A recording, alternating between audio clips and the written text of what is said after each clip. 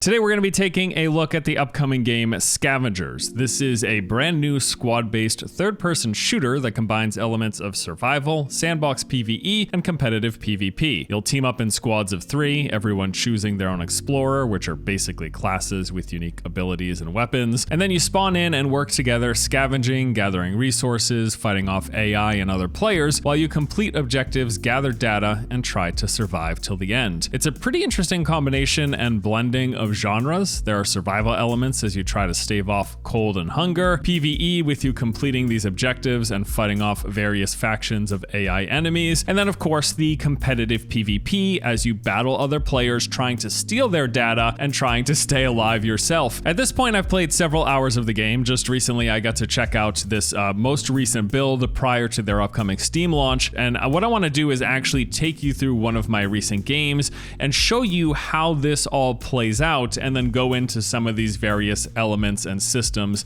in a little more detail. So the match begins with us spawning in at this random location. Now this isn't a spot that we get to pick or glide into or anything. I'm not sure if this is planned to change, but as of now it's just a fade to black and then you're plopped somewhere on the map. The first order of business of course is to find a weapon. So I run around opening crates looking for a gun. I find this hammer instead, which isn't ideal, but it'll do. I keep searching for an actual weapon while also looking for various consumables. For example, there's food, which will refill your stamina, bandages for your health, or boost like the thermal variant, which will stop you from freezing. In this round, there wasn't too much loot at our spawn location, so I pull up the map to find the nearest objective. Now there's various types of these, as you can see on the side as the map key here, but generally speaking, the objectives are at the major clusters of buildings or any of the landmarks. The nearest objective to our spawn were these best bunks, so I mark the map for my team and make my way over. Now when I arrive there's a little pop-up that says, hey, there's data points to collect. You'll see this whenever you come to a new point of interest here. And then I immediately aggravated the locals. This is one of the 2 aggressive enemy AI factions in the game. These guys are called the Outlanders. They're like these bands of marauders that are typically found in encampments like this one.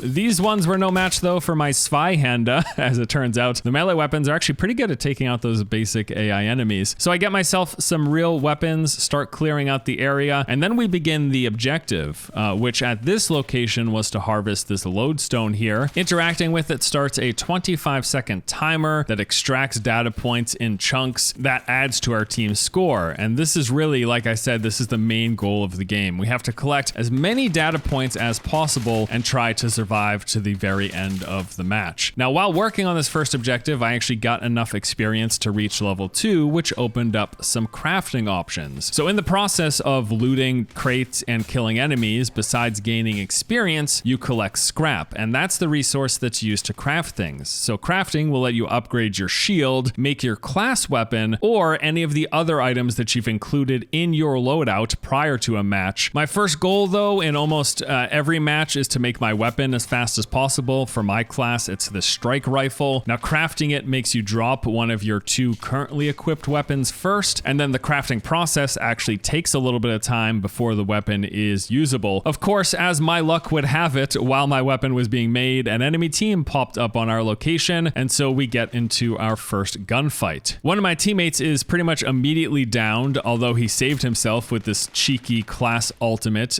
His ability is this pushback. He then crawls over to my location as I'm behind cover, and I use my ability, which is this AoE healing bubble that also instantly revives any downed teammates. So with everyone alive, we then clean up the enemy team.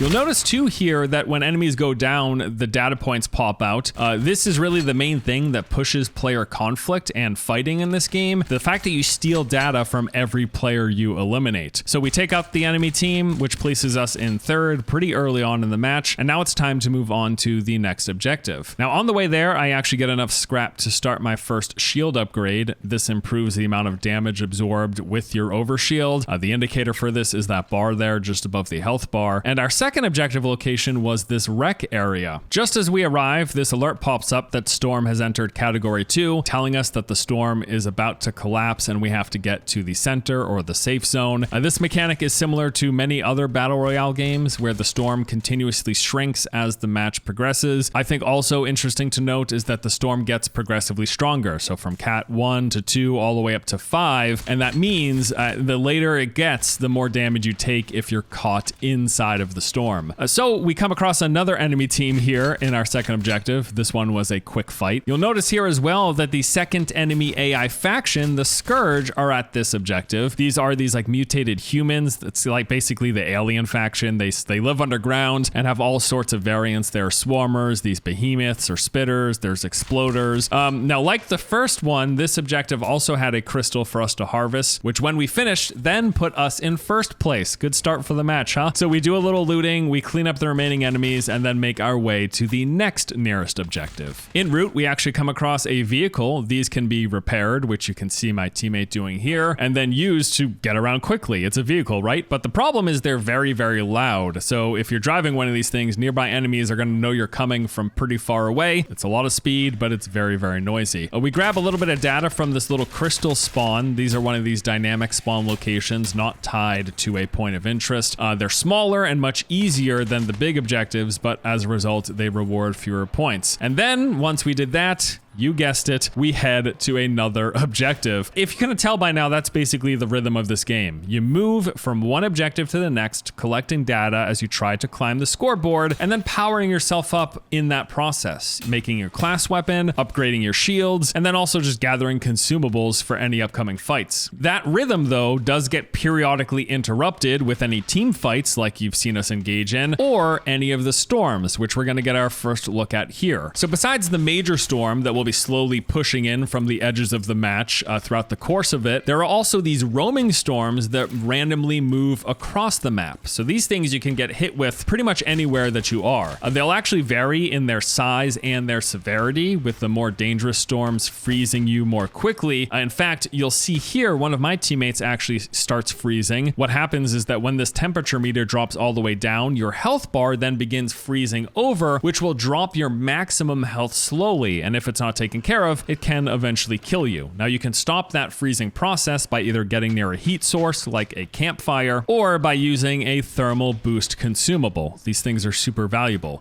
Some poor fellow also tries to attack us all alone. Oops.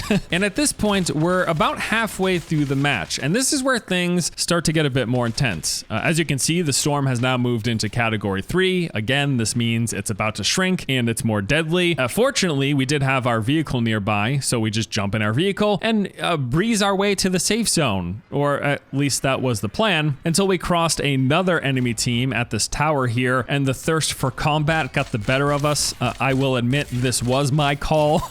Now, we did take care of the team, but at the same time, this big storm passed overhead, which accelerated our freezing, and then the main storm caught up to us. And to make matters worse, some stragglers blow up our vehicle while we were all freezing to death. All of this was no good. Some poor decision-making on my part, coupled with some bad luck. But in the end, we actually only lost one teammate here before making it back into the safe zone. And this is where you'll actually notice that the game has a respawn mechanic. Now, this is automatic. It starts instantly as soon as a player dies. The only cost of you dying is the fact that you drop a percentage of your data points, and then of course the time it takes for you to get back in and help your teammates and join the fight. Now the good news though is that you keep everything you have on you when you return. As we're healing up and waiting for our teammate to come back, another team jumps us. First, some guy runs in alone, big mistake, but then I get downed in the follow-up fight with the storm closing in, which actually caused this awkward situation of me bleeding out in the middle of the storm. So I just had to wait for that timer to go down. But when I actually finally die, you'll notice here that I lost exactly half of the data I was holding. Now I know for part of the match, you will just drop a percentage of the data anytime you get killed, but at the very end, you will drop everything that you're holding. And this is going to be important to remember once we get later in the video. So I come back after my 60-second timer, all of my weapons and consumables intact, and I even had the resources at that point to start my next advanced shield upgrade. I also come across some wildlife here. You'll notice this.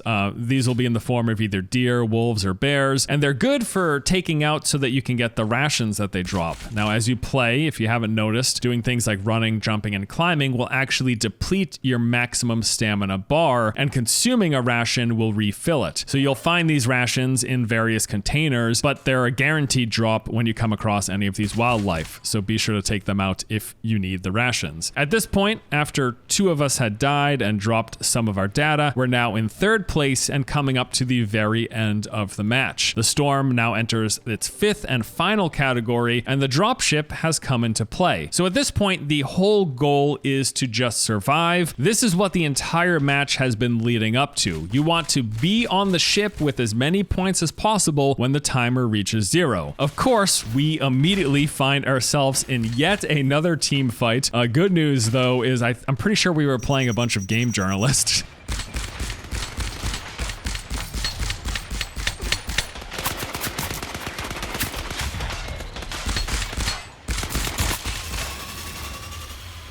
And just like that, 2nd place it is. Now the dropship is just a few clicks away, so we make our way over, and we come in from a pretty strong direction. We have some high ground cover right next to the ship. We spot and take some shots at these groups of enemies running out in the open, and then we decide to just run out the last couple of minutes until we get a bit closer to takeoff. Once the clock reaches 1 minute to go, we all have our ultimates, and it's time to board the ship.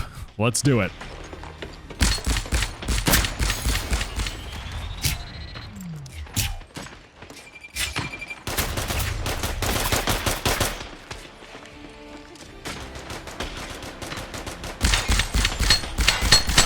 I think the interesting dynamic here is that in order to place, you have to be on the ship. But if you die here, you will drop everything. So all of the teams that are alive at the end will be trying to board the ship at the exact same time, which forces these last-minute fights that can result in pretty huge point swings. Like before we entered the ship, we had a little over 500 points. Then we jumped up to 847, which seemed to place us in 2nd. Except when the ship took off, one member of the first place team was either downed or didn't make it on the ship, which then eliminated their points and put us in 1st. And that is a full match of Scavengers. The whole thing lasted about 25 minutes, which seems to be average from what I've played so far. And this particular game covered, I think, a good chunk of what you can expect from Scavengers.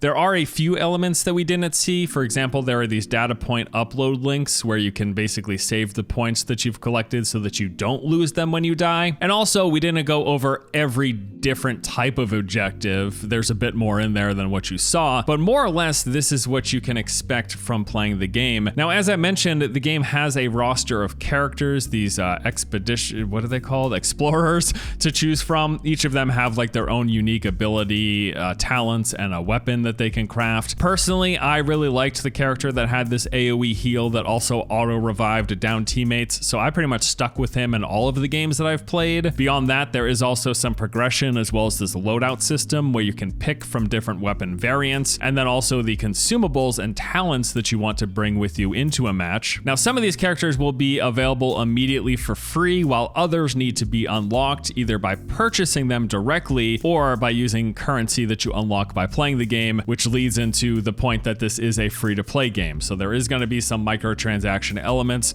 They don't seem too egregious so far. I don't love that XP boost that I saw in there in the last version of the shop. We'll see what happens when this thing fully launches. Speaking of which, it will be launching into Steam Early Access. It's actually happening this week as far as I know, and they do also eventually plan to come to both PlayStation and Xbox consoles as well, although I don't know exactly when that's supposed to happen. I would say overall my thoughts are that this game is pretty good. I have enjoyed what I've played. In particular, I think for a third-person shooter, the gunplay felt pretty decent. I also really like the match flow, this cadence of going between the objectives, dealing with the different type of AI enemies, and sporadically encountering other players as well. I do like that overall, that pace, if you will. Some things that I don't love, I think the movement feels a little clunky, almost sluggish. There's something about the momentum that I don't exactly love. I hope this is something that they address at some point. I will also say that the end of the match can feel a little anticlimactic. I mean, I know I talked about like, yeah, everyone's forced onto the ship if they actually want to keep their points and extract and place at a good spot. Just the whole ship takeoff process process,